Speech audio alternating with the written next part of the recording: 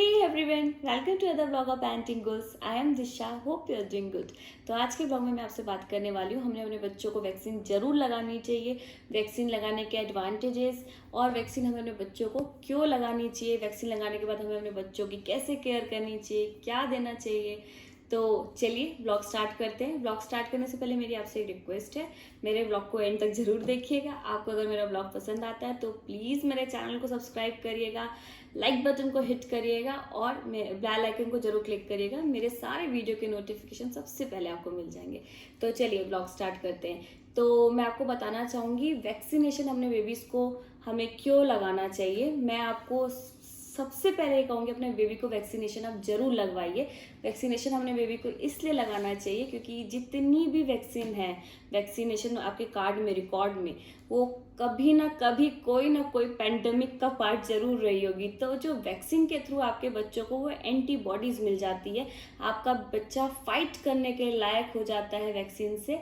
तो हमें अपने बेबीज़ को वैक्सीन जरूर लगानी चाहिए। उनके अंदर वो इम्यूनिटी डेवलप हो जाती है, इम्यूनाइजेशन आप अपने बेबी को स्टार्ट कर देते हो वैक्सीन के थ्रू। और वैक्सीन लगाने से क्या होता है कि आपके बच्चों को, जैसे कई सारी वैक्सीन होती हैं, कॉलरा की, मीजल्स की, कई डेडली डिसीज़ जो हुआ करती थी, वो सब वैक्सीन के थ्रू आपके बच्चों को, उसके लिए एंटीबॉडीज़ डेवलप हो जाती है और वो एंटीबॉडीज़ फाइट करती है, आपके बच्चों को बचाती है डिसीज़ से। तो एज अ पेरेंट्स हम क्या चाहते हैं, अपने बच्चों को प्रोटेक्ट करना। अपने बच्चों के लिए हम सब कुछ करने को तैयार हो जाते हैं, उनको सेफ करने के लिए। तो वैक्सीन एक जरिया है आपके बच्चों को प्रोटेक्ट करने के लिए, इम्यूनाइज करने के लिए। उससे आप अपने बच्चों को सेफ कर सकते हैं। एक टाइम पे आप सुनते होंगे दो बूंद जिंदगी के तो दो पोलियो भी एक टाइम की बहुत ज़्यादा खतरनाक बीमारी थी। इवन यूएस में तो काफ़ी उसका खौफ था, लोग, काफ़ी डेडली डिसीज थी पोलियो। लोग पैरालाइज हो जाते थे बचपन से ही और ज़िंदगी भर पैरालाइज हो रहते थे। तो हमने कुछ हद तक बच्चों को पोलियो पे फतेह हासिल कर ली है, बच्चों को ड्रॉप हम ज़रूर देते हैं। तो ऐसे ही सारी जितनी भी वैक्सीन है आपकी, वो कभी ना कभी कोई ना कोई पैंडमिक का पार्ट रही हैं और आपके बच्चों में वो एंटीबॉडीज़ का रोल अदा करती है। तो अपने बच्चों को आप वैक्सीन जरूर लगाइए, कोई भी सर्कमस्टांसेस हो। कभी लोग कहते हैं ना, नहीं कोई बात नहीं, अभी तो बच्चा बाद में लगा लेना, आज ऐसा नहीं है, ज़रूरी नहीं है वैक्सीन लगाना। कई कंट्रियों में वैक्सीन नहीं लगाई जाती तो उन लोग एडवाइस करते हैं आपको कि वैक्सीन मत लगाइए, पर ऐसा नहीं है। आप वैक्सीन अपने बच्चों को ज़रूर लगवाइए। अक्रॉस द कंट्री ये काफ़ी रिसर्च के बाद ये वैक्सीन बनी है और हम बहुत लकी हैं कि हमारे बच्चों को बचपन से वो वैक्सीन लगना शुरू हो चुकी हैं। कई वैक्सीन हमको भी नहीं लगी है, पर हमारे बच्चों को शुरू से ही लग रही हैं क्योंकि काफ़ी रिसर्च के बाद, काफ़ी साइंटिफिक रिसर्च इसमें हुई है और ये आपके बच्चों को नुकसान नहीं पहुंचाएगी। वैक्सीन आपके बच्चों के लिए एक प्रोटेक्शन है और आप अपने बच्चों को, हर पेरेंट्स प्रोटेक्ट करके रखना चाहता है, तो वैक्सीन से आप अपने बच्चों को प्रोटेक्ट कर सकते हैं। अब मैं आपको बताऊंगी कौन कौन सी वैक्सीन जनरली आप अपने बच्चों को लगाएं। तो जब बेबी होता ही है तभी ही हमें एक रिकॉर्ड बुक दे दी जाती है। आपकी बुक भी ऐसे ही होगी, कुछ डिफरेंट कलर में हो सकती है, बट ऑल दो इसमें यही है। इसमें सारी वैक्सीन, इवन बच्चों की फर्स्ट वैक्सीन जो होती है उसको 24 आवर्स के अंदर ही लग जाती है। तो ये वैक्सीन बर्थ से शुरू हो जाती है। कुछ वैक्सीन हेपेटाइटिस की होती हैं, कुछ कॉलरा की, कुछ मीजल्स की, कुछ मम्स की, कुछ निमोनिया की। ये सारी वैक्सीन है, ये सारी वैक्सीन आपके बच्चों को प्रोटेक्ट करती है। ये 18 ईयर्स तक की एज तक आपके बच्चों को वैक्सीन लगेंगी। आप अपने बच्चों को टाइमली वैक्सीन लगाएं।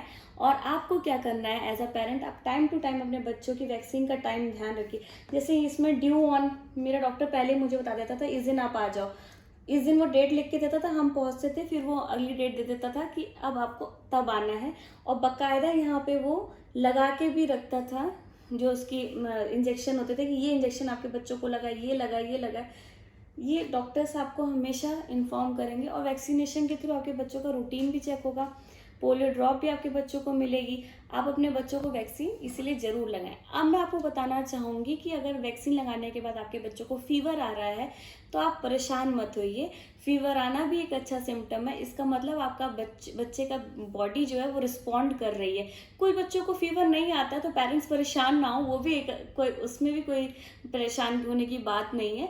पर अगर फीवर आ रहा है तो इसका मतलब आपके बच्चों की बॉडी जो है वो फॉरेन मटेरियल, मतलब एंटीबॉडीज़ के के लिए रिस्पॉन्ड कर रही है, तो वो भी एक अच्छा सिम्टम है।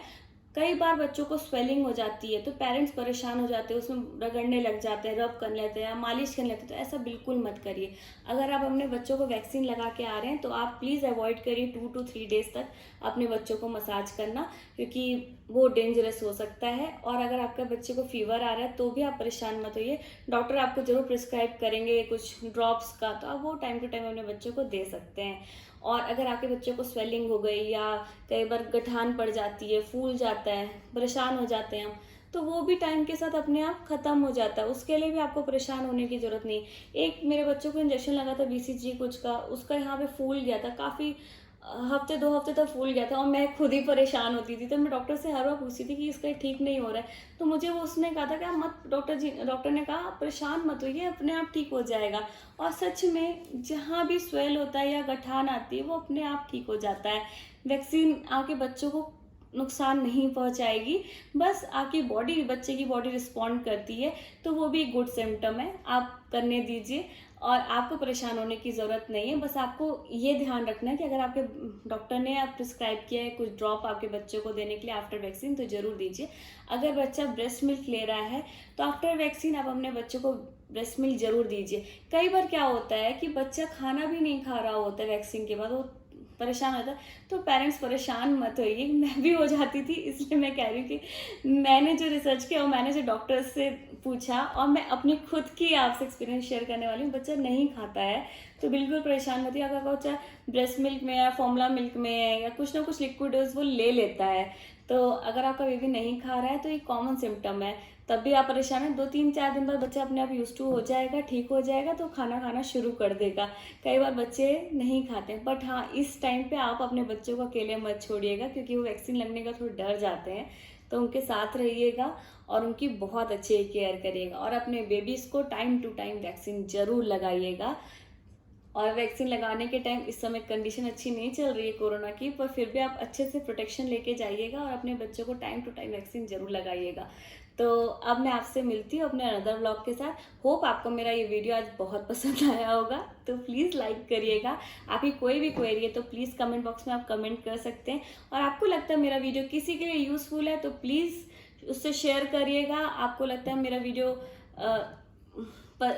पसंद आता है तो प्लीज़ कमेंट करिएगा और मेरे चैनल को सब्सक्राइब जरूर करिएगा। आप लोग मेरे चैनल को सब्सक्राइब नहीं करते हैं तो please do subscribe to my channel, and मेरा मोटिवेशन बना रहेगा, तो मेरे चैनल को आप प्लीज़ ज़रूर सब्सक्राइब करिएगा। तो अब मैं आपसे मिलती हूँ अपने अदर ब्लॉग के साथ, तब तक के लिए बाय बाय।